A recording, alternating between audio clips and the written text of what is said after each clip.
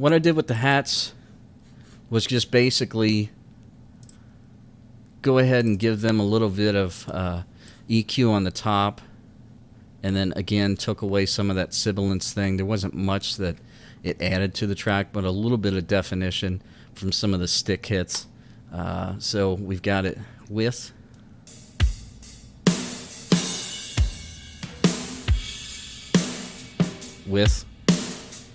without, with. So you've just got that definition of the transient hitting it. I also wanted to kind of give it more of a roomy sound, so I went ahead and slapped a reverb on here and kind of washed it away in it. But again, didn't reverb is a very tough thing to get a hold of. But you want to make sure for drums, if you're going for a live sound, unless you want a synthetic sound for pop music, if you're doing modern country music, a lot of times you're going to go for, if you got a live drummer or you want to sound like you do, you want to go with very short reverb tails to kind of emulate that live drum room sound that we're all familiar with. So again, very short reverb time, and not a whole lot more going on than obviously these buttons. I could go into detail with, but any stock plugin will work. It's just whatever you're comfortable with. So moving on to the toms. What I'm going to do is play that tribal sound without the toms in here, and then I'll bring them in. So they're going to be on the overheads. You're going to hear them on the overheads, but you won't hear the actual thump of the toms until I bring it in.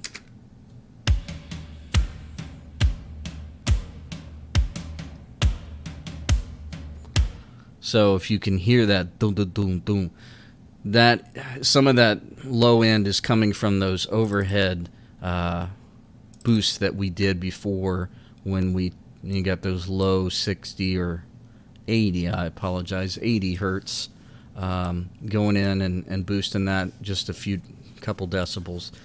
So this is without and then with the toms.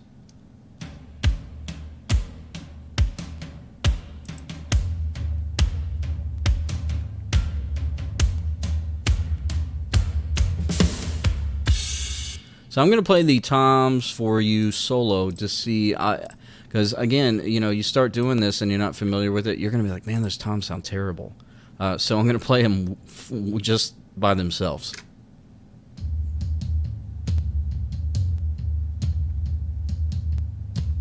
So they sound very boomy, washed out, not a lot of definition.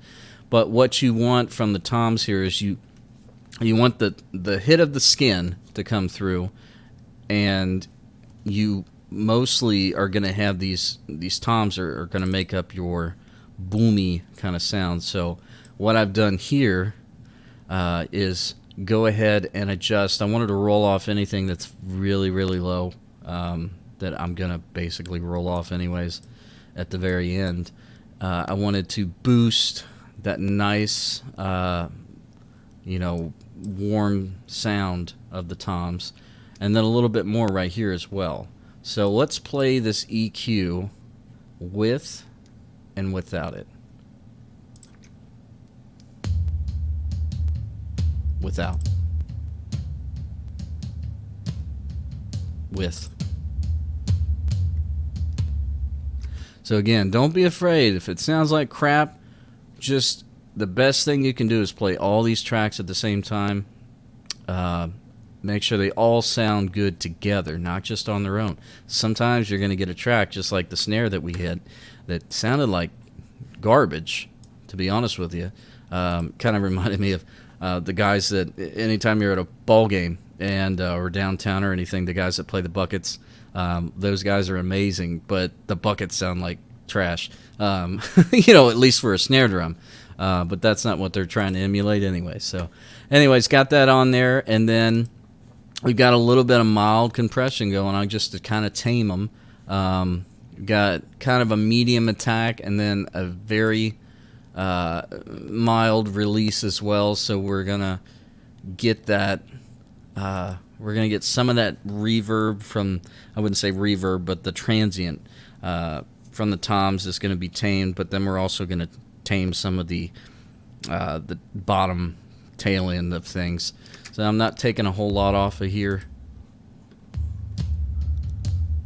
In theory, I know it looks like I am, but again, we're using parallel compression here. So with those together, I'll go ahead and play them now.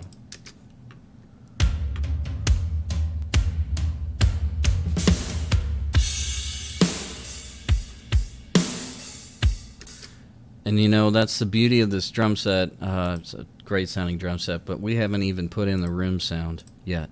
So what I want to do really quick, just before we finish this off, is go ahead and just solo the drums, the rooms sound. So here we are with the room sound.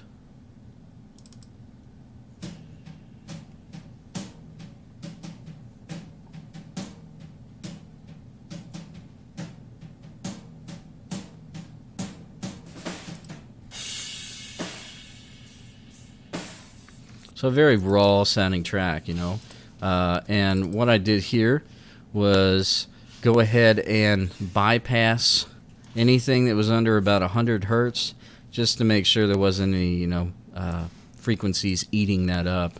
And then I went ahead and boosted a little bit to compensate just around 3 kilohertz. Put some bus compression on there. Go ahead and play that for you. So that is smacking the crap out of it. We got a mild attack again, very fast release, and we've only got it at about 20%. So it just adds something a little bit raw sounding on these drums when you add in the room sound. So here's without the room sound. And we'll go right here. Without and with.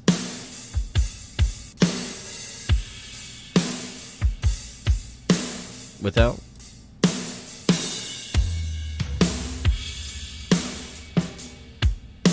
With. So it's just got a little bit more tail on that reverb. So I think that basically kind of sums up everything. Hopefully I helped you out there a little bit with the beginnings of MIDI drumming. We'll dive deeper into this, I'm sure, and you know, kind of get you headed in the right direction. You got any questions, any comments, anything like that, shoot us an email. I'd be happy to talk to you, kind of give you some pointers on where to go from there. That's what we're here for. So thanks for watching and enjoy your day.